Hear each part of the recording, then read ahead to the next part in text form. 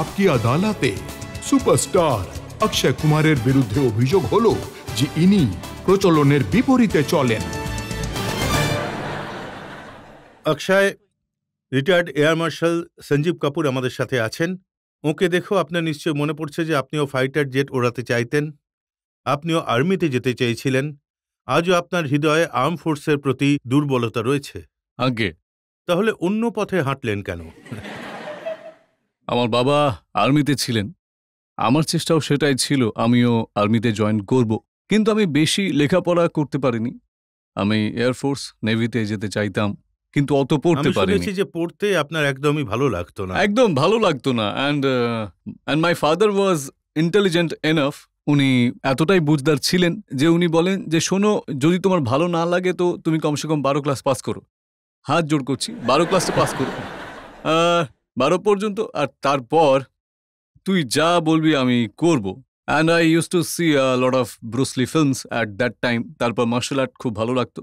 তারপর আমি ব্যাংকক চলে যাই মার্শাল আর্ট শিখতে। কিন্তু ব্যাংকক পৌঁছে আমি শুনেছি যে আপনি ওয়েটার হয়ে গেছিলেন। হ্যাঁ, আমার কাছে আর কোনো কাজ পাইনি আমি, যে আমি যেমন আপনাকে বলেছি আমি এত লেখাপড়াটাও শিখিনি যা অন্য কোনো কাজ করতে পারি।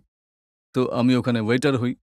আর তারপর শেফ হয়ে যান, আপনি সিঙ্গারা না, বানান। আমি শেফ ছিলাম না, আমি ওয়েটার। আর মানে ওই যে ছোট একটা ধাবার মতো থাকে ওখানে, ওখানে তো ওখানে মেট্রো গেস্ট হাউস বলে ছিল, ওখানে আমি কাজ করতাম।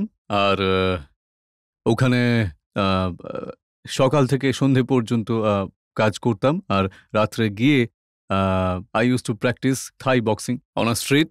আর ওখানে শিখি, তারপর তো শুয়ে পড়তাম। তো ধরে নিন প্রায় 3-4 বছর এভাবেই চলেছিল আমার। তো মার্শাল আর্ট শিখে যখন আপনি আসেন, তারপর আপনি চেষ্টা করেছিলেন মডেল হওয়ার জন্যে। আমি মার্শাল আর্ট শেখাতাম একটা বাচ্চাকে, ওর বাবা আমাকে বলেন, ও ওয়াজ এ মডেল কোঅর্ডিনেটর, আরে তুমি লম্বা চওড়া, তুমি কেন হচ্ছ না মডেল, তুমি কেন একজন মডেল হয়ে যাচ্ছ না? এবং উনি আমায় রাস্তা দেখান যে এটা করে নাও, এই কাজটা করো, তো এভাবে এভাবে অমুক অমুক জায়গায় কোলাবার সাইডে ওখানে তুমি এসো। আর আমার মনে আছে আমি নোভেলটি ফার্নিশিং শোরুমের মডেল হয়েছিলাম। আর তার জন্য আমি প্রায় 21,000 টাকা পেয়েছিলাম।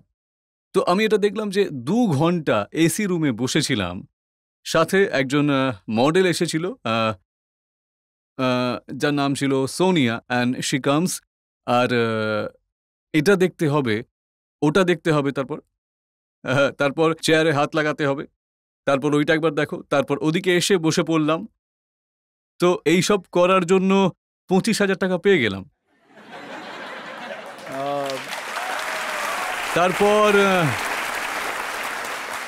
তারপর আমি ভাবলাম এটা তো বেশ দারুণ। আমি সারা মাস পরিশ্রম করি, মার্শাল আর্ট শেখাই, আমার 5-6 হাজার টাকাই বেশি আমদানি হয় না। এই 2 ঘন্টা এসি রুমে বসে 21,000 টাকা পেয়ে গেলাম। না, এটা আপনি বলছেন না যে 2 ঘন্টা এসি রুমে বসে মেয়েটাকে কোলে বসানোর জন্য 21,000? না, কোলে বসানো মানে দেখুন, ওখানে মোটামুটি 200 থেকে 250 মানুষ থাকে। কোলে বসে এখন কি হবে? মানে গাদা গাদা লোক বসে রয়েছে ওখানে, অ্যান্ড সো ইট ইজ। তারপর মডেলিং করতে লেগে যাই, করতে শুরু করে দিই, তারপরে ফিল্ম অফার পাই। আচ্ছা, এটা কি সত্যি যে আপনাকে সবার প্রথম গোবিন্দা বলেছিলেন যে তুই হিরো কেন হচ্ছিস না? হ্যাঁ, একদম। এটা একজন ফটোগ্রাফার ছিল যার নাম ছিল জয় সেট। তো জয় সেট যিনি, তার কাছে আমি অ্যাজ আ লাইটম্যান কাজ করতাম ওর কাছে। আর তারপর আরও বড় বড় অ্যাক্টার্স আসতেন, গোবিন্দাজি আসতেন, সঙ্গীতা বিজলানি ছিলেন, জাকি শ্রফ ছিলেন, অনিল কাপুর সাহেব ছিলেন। আর ওদের সবার আমি ফটোতে মানে লাইটিং ফাইটিং করতাম ওদের মুখে। তো তখন গোবিন্দাজি আমাকে বলেছিলেন, এ তো চাংলা রে, হিরো বন যা, হিরো আচ্ছা রয়েগা। তো উনি প্রথম মানুষ যিনি আমাকে এটা বলেছিলেন। আর তার আগে আমার মনে পড়ে যে আরেকটা জিনিস, যখন আমি ক্লাস 7-এ ফেল করেছিলাম। হা কি আছে এতে? হ্যাঁ, মানে আরে ইয়ার, কি আর করা যাবে, ফেল তো আমি হয়েছিলাম। অ্যান্ড তো তখন ফেল করেছি। তারপরে আমার বাবা 2-4টে চড়ও লাগিয়েছে। আর তারপর বলেন যে তুই জীবনে কি হতে চাস, তখন মুখ থেকে বেরিয়ে গেছে যে আমি আমি আমি বলি যে আমি হিরো হতে চাই। আর যদিও আসলে কিছুই ছিল না মাথায় তখন, ওই হয় না মানুষ কখনো কখনো এরকম ভুল বলে দেয়, এমন বলে আমি কেটে পড়ি। সবার আগে আমি নিজেই নিজেকে বলি যে হিরো হব, তারপর গোবিন্দাজি বলেছিলেন। আর এটাও সত্যি যে আপনার একটা র্যাম্পে ওয়াক করার ছিল, আপনি টাইম মতো পৌঁছননি, ফ্লাইট আপনি মিস করেন, হ্যাঁ। আর সেই জন্যই আপনি ফিল্মে আসতে হ্যাঁ, পারেন। একদম। আমি এই কারণেই হয়েছিল। কারণ আমি খুব আমার অ্যাকচুয়ালি ভুল হয়ে গিয়েছিল যে আমি সকালের ফ্লাইট ধরার ছিল। আমি ভেবেছিলাম সন্ধেবেলা নিতে হবে। তো আমি সকালে তৈরি হইনি। তো সেই লোকটা আমাকে বলে যে ফোন করে বলেছিল, "you are a very unprofessional person that you have not come." আমি বলি, "সরি, আমার ভুল হয়ে গেছে। আমি ভেবেছিলাম সন্ধ্যের ফ্লাইট।" আর মিস হয়ে যায়। তাও আমি মোটরসাইকেল নিয়ে গিয়েছিলাম এয়ারপোর্টে। ততক্ষণে ফ্লাইটটা চলেই গেছিল। তো খুব মন খারাপ হয়েছিল। আর আমি ফিরে আসি। তারপর প্রায় কাঁদার মতো মুখ হয়ে গিয়েছিল। আমি ২১ বছরের ছিলাম তখন। তারপর মা দেখতে পায় আমাকে। আর মা আমাকে বলে যে, "বাবা, চিন্তা করিস না। রব জো করদা হ্যায়", পাঞ্জাবিতে বলেছিলেন। "রব জো করদা হ্যায় চাঙ্গা করদা হ্যায়"। তারপরে তখন এক্সাক্টলি ঠিক ওই দিনটাতেই আমার তখন না রাজতজি ঠিক এত বড় বড় ফটো নিয়ে যেতে হতো প্রোডিউসারদের কাছে, ডিরেক্টরদের কাছে দেখানোর জন্য। এত বড় বড় ফটো নিয়ে যেতে হতো, পোর্টফোলিও যাকে বলা হয়। পোর্টফোলিওর মতন। আর হাতে করে মানে মানুষ বাসে যেত। তারপর ওখানে যাই আমি নটরাজ স্টুডিও। ওখানে ঘুরছিলাম, দেখছিলাম, প্রোডিউসারদের সঙ্গে দেখা করছিলাম। একজন তখন মেকআপ ম্যান, যার নাম নরেন্দর দাদা, উনিই দেখতে পান আমাকে। উনি মিস্টার প্রমোদ চক্রবর্তী বাবুর মেকআপ ম্যান ছিলেন। উনি আমাকে দেখেন আর বলেন, "এই, তুমি হিরো হতে চাও?" বলি, "হ্যাঁ, চাই।" বলেন, "দাও, ফটো দেখাও।" আমি ফটোটা দিয়ে দিই। উনি বলেন, "দাঁড়াও, আমি আসছি।" তারপর বলে ঘরের ভেতরে চলে যান দাদার কাছে। দাদাকেও ফটোটা দেখান উনি। তো দাদার তখন ফটোটা মানে বেশ ভালোই লাগে। আর তখন আমাকে ভেতরে ডাকেন। আর সেই সময় দাদা আমায় ৫,০০০ একটা চেক দিয়ে দেন। আমি সত্যি বলছি রাজতবাবু, দেখুন মানুষের ভাগ্য কিভাবে কখন বদলে যায়। আমার ওই চেকটা এক্স্যাক্টলি যে ফ্লাইট সকাল ৬টায় ধরার ছিল, আমি সন্ধ্যে ৬টায় সেটা হাতে পাই। আর চেকটা যখন আমি পাই তখন এক্স্যাক্টলি সন্ধ্যে ৬টাই বাজছিল। And I thought to myself, এটা আই থিঙ্ক বোধহয় উপরওয়ালার ইচ্ছে যে এই ফ্লাইটটা মিস করতে হতো। I had to be unprofessional and then I got this flight. আর না দেখুন, ওপরওয়ালা ব্যাপারটা হলো যখন আপনি ফেল করেন তখন আপনাকে হিরো বানিয়ে দেন। না, মানে আর দেখুন ফ্লাইট মিস করলেন, আপনি হিরো হয়ে গেলেন। দেখুন আমি আপনাকে বলে দিচ্ছি, সব মানুষের নিজের নিজের কপাল থাকে। আমি অনেকবার স্টুডিওর বাইরে দিয়ে গেছি, দেখেছি অনেক মানুষ ওখানে দাঁড়িয়ে থাকে to become an actor, and they are much better looking than me, and they are much more talented than me. But তফাৎ শুধু এইটুকুই যে আমার কপালে ছিল, ভাগ্য আমার সাথ দিয়েছে। আমি আই ডোন্ট নো এখানে কতজন এই কথাটা মানবেন যে মানুষের জীবনে হার্ড ওয়ার্ক তো খুবই জরুরি, খুবই জরুরি। কিন্তু লাক থাকাটাও তার চেয়েও বেশি জরুরি। তো ঠিক টাইমে আপনি আপনি ঠিক জায়গায় আর ঠিক মানুষের সাথে দেখা হলে আপনার ভাগ্য নিজে থেকেই বদলে যাবে, যেটা আমার সাথে হয়েছে। I would not deny that. I consider myself lucky.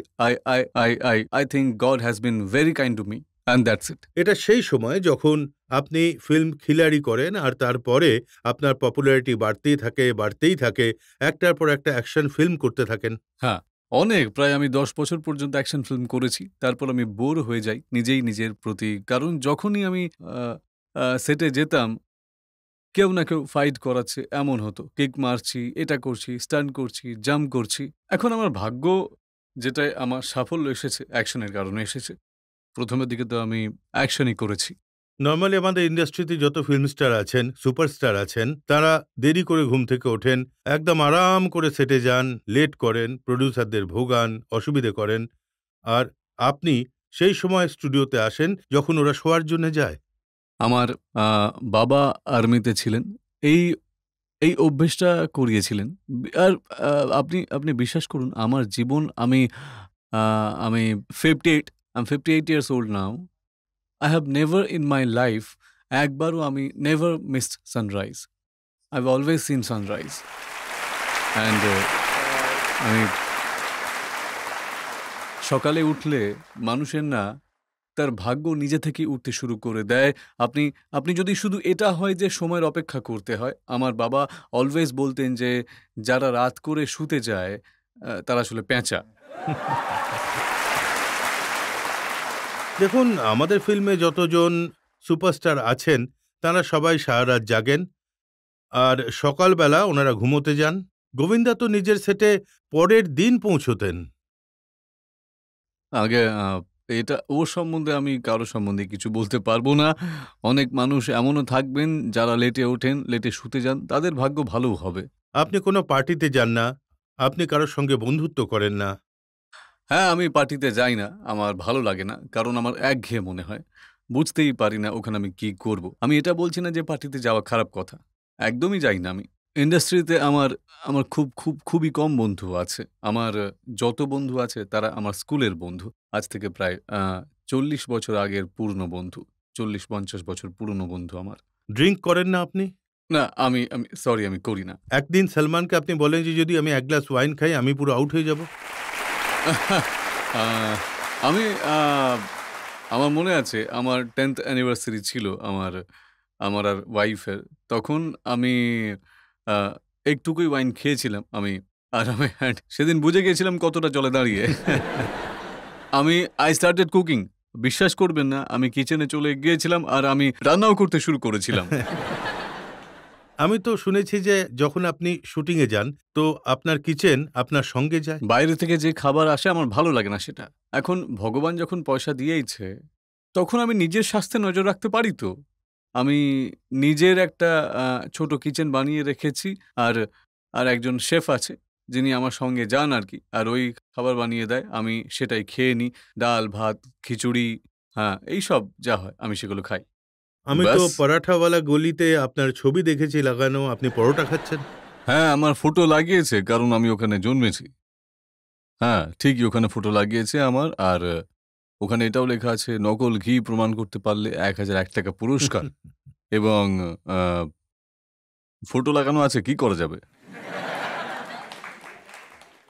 তো কখনো তো ইচ্ছে হয়ে থাকবে, কখনো তো খেয়ে থাকবেন।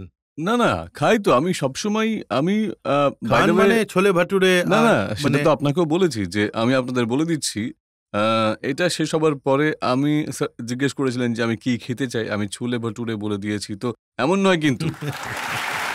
তো আ তো আমি একদমই নরমাল খাই। আমি মোটেই তাদের মতো নয় যারা ক্যালোরি গুনে, প্রোটিন ইনটেক গুনে চলে। ওরাও নিজেদের জায়গায় ঠিক, ও করা উচিত। কিন্তু আমি খুব খাই। মানে একদম দেশি ঘিয়ে সব খাওয়া-দাওয়া আমার ঘরেই বানানো হয়। আমার আমার পরোটা খুব ভালো লাগে, ছোলে ভাটুরে খুব ভালো লাগে, জিলিপি ভালো লাগে, দুধে জিলিপি দিয়ে ভালো লাগে। আর আমি একদম দিল্লিতে থাকা মানুষ তো খাওয়াতে বিশ্বাস রাখি। আমার খুব আনন্দ লাগে খেতে। ব্যাস লিমিটের মধ্যে খাই। আর ৬টা ৬:৩০টার মধ্যে সব খেয়ে নিই আরকি। তারপর আমি আর খাই না। এবং আ আ এসব জিনিসে আমি দেখি না কতটা ক্যালোরি আছে। আমি আমি যতটাই খাই না কেন তারপরে আ এক্সারসাইজ বেশি করে নিই, কার্ডিও করি, সবকিছু করি। আপনার যে ফিটনেস রয়েছে সেটা একটা ফেনোমেনা। ফিল্ম ইন্ডাস্ট্রিতে বোধহয় আপনার চেয়ে ফিট অন্য কোনো অ্যাক্টর নেই। Thank you. এর রহস্যটা কি? আ আমি না নিজের জীবনে না মানে লাইফ খুব সিম্পল ভাবে কাটিয়েছি।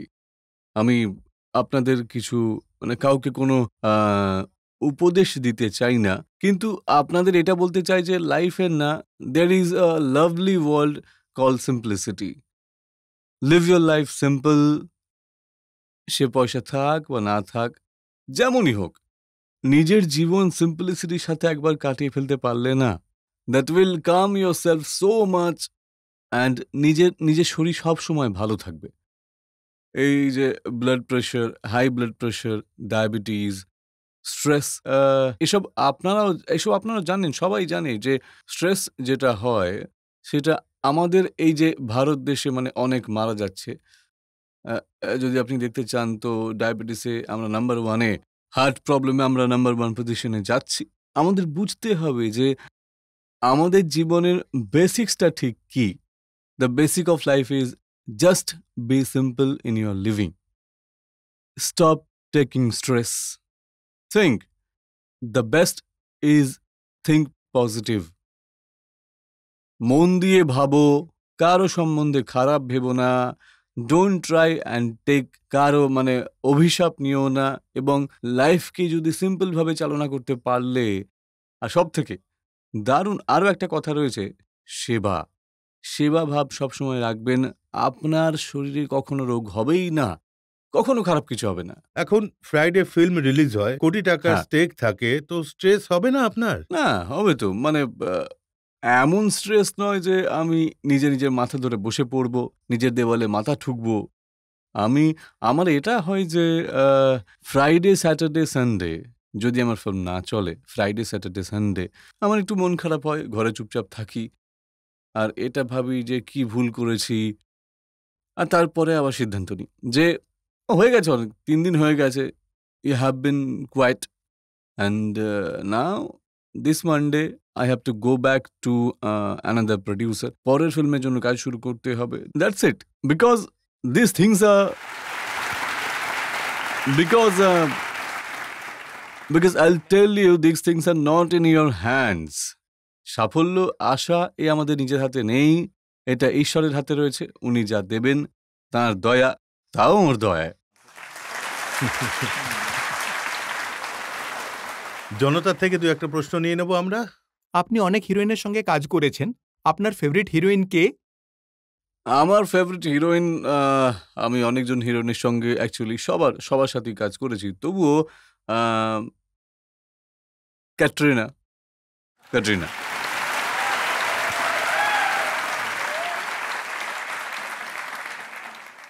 আমি তো এটা শুনেছি যে বেশিরভাগ হিরোইন আপনার সঙ্গে কাজ করতে চান না, কারণ আপনার সাথে কাজ করতে হলে সকাল 5টার সময় উঠতে বরং হয়। আপনি ভুল শুনেছেন, আসলে একদম উল্টো। আপনি যে কোনো হিরোইনকে প্রশ্ন করুন, they are so happy to work with me. আর এই রিসেন্ট আমি যখন গুড নিউজ করছি, তখন করিনা নিজের হাজব্যান্ডকে বলেছে, সেফকে, ইয়ার খুব ভালো লাগছে যে সকাল 8:30টায় প্রথম শট নেওয়া হয়, 11:30, 12:30টার ভেতরে প্যাক আপ হয়ে যায়, আমি ঘরে চলে আসি, I can be with my children. So এর চেয়ে ভালো কথা কি হতে পারে? মানুষের সকালে কাজ যত তাড়াতাড়ি হয়, সকালে লাভটা কি? সকালের লাভ হলো এটাই যে আপনি ট্রাফিক পাবেন না, আপনি তাড়াতাড়ি শুটিংয়ে পৌঁছতে পারবেন, কাজে পৌঁছতে পারেন। আর যখন আপনার প্যাক আপ হয় এই 1:30-2টোর সময়, তখন ফেরার সময়ও আপনি আবার ট্রাফিক পান না, কারণ ট্রাফিক হয় না সেই সময়, খুব কম হয়। ট্রাফিকের আওয়ার্স যেমন আপনারা সবাই জানেন 4 বা 5টার সময় ট্রাফিক শুরু হয়। তো আপনার পুরো দিন আপনার মানে ফ্রি থাকবেন, আপনি আপনার ফ্যামিলির সাথে থাকতে পারেন, বন্ধুর সাথে থাকতে পারবেন, যা কিছু আপনি করতে চান করতে পারবেন। I think that is what has happen. যদি হিরোইনরা সব কাজ করতে চায়, বড়রা, তাহলে আপনার প্রতিটি ফিল্মে নতুন হিরোইন কেন নেওয়া হয়? দেখুন, আমি সেই হিসেবে যদি আপনি দেখেন, তো আমি নতুন ডাইরেক্টরদেরও তো নিই, and I am very proud of that. কেন এমনটা করব না? Because I find them so greedy for work. আমি নতুন ডিরেক্টরদেরকে নিই, ওদের মুখের দিকে দেখতে পাই, কেন নেব না? আমি নিজেকে আমি খুব গর্বিত যে আমি 26 জন নতুন ডাইরেক্টরের সঙ্গে কাজ করেছি, আমি ওদের ইন্ডাস্ট্রিতে নিয়ে এসেছি। I have worked with 22-23 new heroine. They have come in this industry. Why not? এটা কি কথা যে আমি পুরনোদের সাথে কাজ করি, বাকি নতুনদের কোনো চান্সই আমি দিই না? এটা তো ভুল কথা হয়ে গেল। না, অনেকে তো এটা বলে যে যখন আউট স্টেশনে শুটিং হয়, ভোরে থাকে, তখন সকাল 5টার সময় গিয়ে আপনি সকলের দরজা খটখট করেন যে না উঠে না, পড়ো। আমি এটা কেন করব? আমি কেন কারুর বাড়িতে গিয়ে দরজায়, আরে আমি কোনো প্রোডাকশন ম্যানেজার থরি যে মানুষের বাড়িতে গিয়ে দরজায় নানা দেবো যে চলো রেডি হও।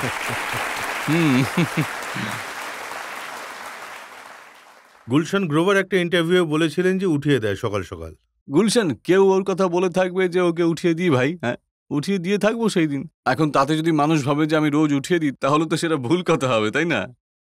নাহলে তো ও ঘুমোতেই থাকবে।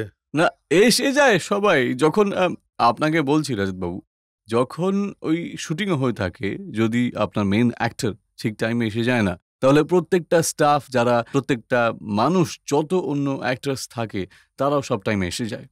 আপনিও দেখে থাকবেন আপনার অফিসে, আপনি ঠিক টাইমে গিয়ে থাকলে আপনার অফিসের সবাইও ঠিক টাইমে ভয়ে আসবে, কারণ আমাদের বস এসে গেছে। এটা তো হবেই হবে। যদি বসই আলস্যতা দেখায় তাহলে আপনার আশেপাশের লোকেরাও তো অলসী হয়ে যাবে, তাই না? আর এটা একটা নর্মাল ব্যাপার। একটা সময় এমন গেছিল যখন একটার পর একটা আপনার ফিল্ম 10-12টা ফিল্ম ফ্লপ হয়ে গেছিল। তখন আপনার স্ট্রেস হয়েছিল? তখন আপনি দুশ্চিন্তায় ছিলেন? এখন এই কথাটা বলছেন, ওই কথাটা কেন বলছেন না মানুষদেরকে যে একটা সময় ছিল যখন 14টা ফিল্ম হিটও হয়েছিল? না মানে আমি না, আমি সেই সময়ের কথা বলছি। না যখন- কোনো ব্যাপার নয়। আমি তো জানি যে এটা একটা আদালত, আমার উপর কেস রয়েছে, মোকদ্দমা চলছে, আর নেগেটিভ বিষয় হওয়া উচিত, পজিটিভ তো ছাড়ো, কেউ দেখেও না সেটা। যে ঠিক আছে, হ্যাঁ আমার আমার একবার নয়, এরকম রাজবাবু আমার সাথে 2 বা 3 বার হয়েছে যখন কন্টিনিউয়াসলি আমার 8-9টা ফিল্ম চলেনি, কখনো 10টা ফিল্মও চলেনি। তারপর কখনো তো এমনও হয়েছে যে 14, 16টা ফিল্ম একসাথে চলেছে। তো এটা তো হতেই থাকে, ওপর নিচ থাকবেই জীবনে। কিন্তু এই যে স্ট্রেসের ব্যাপারটা রয়েছে না, স্ট্রেস কখনো হয়নি। হ্যাঁ, এটা অবশ্যই একটা সময় ছিল যখন আমার কাছে আমার ফিল্ম চলছিল না। আমি ভাবতাম এখন কি করব? আমার প্রায় 14টা-15টা ফিল্ম চলছিল না। তো I thought maybe I am not cut out for this. তো কিছু না কিছু তো কাজ তো করতেই হবে। তো আমার এক বন্ধু ছিল কানাডাতে। ও বলেছিল, "তুই এখানে চলে আয়, এখানে কাজ করব কিছু একসাথে। বিজনেস করব আমরা এখানে।" ওর কোনো বিজনেস ছিল, একটা কার্গোর বিজনেস ছিল। তখন আমি ওখানে গিয়ে আমি বলি, "চল ওখানে চলে যাই তাহলে।" আর আমারও লাস্টে 1টা বা 2টো ফিল্ম থেকে গেছে। তো আমি সেগুলো শেষ করে দিয়ে চলে যাই বন্ধুর কাছে। তারপর ওখানে কাজ করতে শুরু করি কিছুদিন। তারপর যখন এখানে ফিল্ম রিলিজ হয়, এখানে হিট হয়, আবার তারপরের ফিল্মটাও হিট হয়ে গেল। তখন এই আমি যে আবার ফিরে আসি। জানোয়ার ফিল্মে যদি সানি দেওল এটায় যদি কাজ না করতেন, আপনি সুযোগ পেতেন না, আপনি তো কানাডায় চলে গেছিলেন, ওখানে ছিলেন। আমার অনেকগুলো ফিল্ম পর তো আমি আমার বন্ধুকে বলি যে, "না, আমার মনে হয় আমার ফেরত যাওয়াটা উচিত।" তারপর আমি ফেরত চলে আসি। অনেক সেটা আমার বছর কাছে অবধি আপনি কানাডার সিটিজেন হয়েই ছিলেন। হ্যাঁ, একদম। কারণ ওটা আমি ওইসব নিয়ে ভাবিইনি। আমি থোড়াই এটা হলো যে আমি তো ভারতীয়ই। তবে এমন না যে আমাদের দেশের লোকেরা বাইরে যায় না কাজ করার জন্য। অথবা বাইরের লোক আমাদের এখানে আসে না কাজ করার জন্য, তাই না? কাজ করতে যাই, আর সেই সময় ওখানে থাকতে শুরু করি, তো আমার পাসপোর্ট ওখানকার হয়ে গিয়েছিল। আর পরে আবার যখন এখানে এসে যাই, তো এখানে এসে আমি খেয়ালই করিনি যে পাসপোর্ট চেঞ্জ করতে হবে। তারপর আমি কিছু টুইটার পড়ে নিই, মানুষের মতামত, ফ্যানেদের শুনে এটা বুঝতে পারি আমার চেঞ্জ করে নেওয়া উচিত। আমি গিয়ে অ্যাপ্লাই করে ফটাফট বদলে নিই। সেই সময় মানুষ বলতো যে ট্যাক্স বাঁচানোর জন্য আপনি না, এইসব ট্যাক্স মানে কানাডার বাঁচায়নি। সিটিজেন থাকা। আপনার পাসপোর্ট যদি কানাডিয়ান হয়ে যায়, তাহলেও you have to pay your taxes at the source where you earn it. আর আমার সোর্স ছিল এখানে। আমি সবসময় ট্যাক্স এখানেই ভরেছি। এটা বাজে কথা যে সেই সময়েও যখন আমার কাছে Canadian passport, I used to pay my taxes and I was highest tax payer at that time also. তো এখন আপনি ভারতীয় নাগরিক হয়ে গেছেন প্রপারলি? হ্যাঁ, অবশ্যই। আজ থেকে 2 বছর আগে। আর এমনিতেও আমি ভারতীয়ই ছিলাম। আমি কোথাও যাইনি। আমি জোরের সঙ্গে এটাই বলছি যে সেই সময়েও সব ট্যাক্স আমি ভারতেই দিয়েছিলাম। কানাডায় একটা কানা করিও আমি দিইনি। এখানেই দিয়েছিলাম।